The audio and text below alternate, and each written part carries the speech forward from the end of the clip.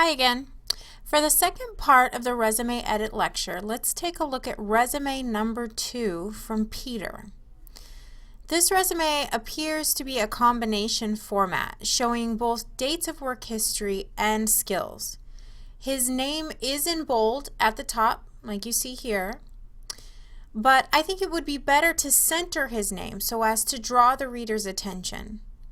Moving on to his job objective, he states the position he wants, but he does not state with what organization or what skills he will utilize for this position. The objective should always state what position you want with the organization or company's name, and then 2 or 3 skills you will utilize in the position. Peter's objective, however, is incomplete. Moving down into the summary of qualifications that you see here,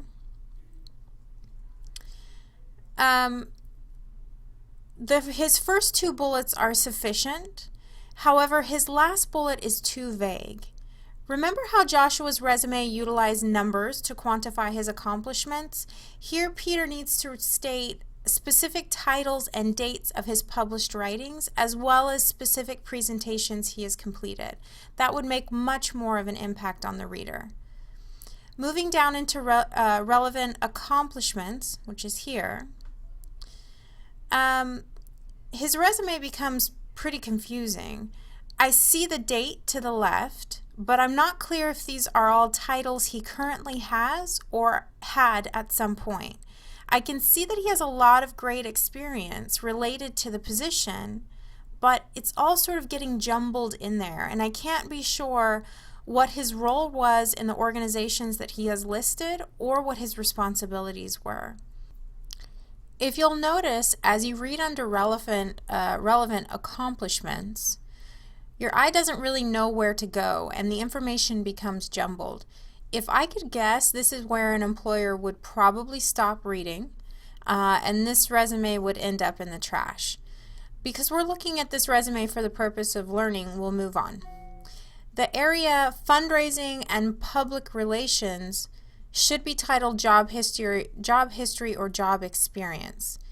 The other important note here is that each bullet should begin with a powerful action verb to make an impact on the reader and to quickly state what you did in your previous job. Moving down the resume, it only becomes more confusing, and it's really hard to tell what job titles he's held, what his previous work history is as it relates to the position. This is truly a resume that needs work. So I took the liberty of doing some quick edits. Here is the new, improved, and updated version of Peter's resume. You can see how a few minor changes make such a difference in appearance, and also a difference in your ability to make sense of his skills and accomplishments as they relate to the position or the job he's trying to get. First, I put his name and contact information up at the top and centered it. This makes them easily accessible to the potential employer.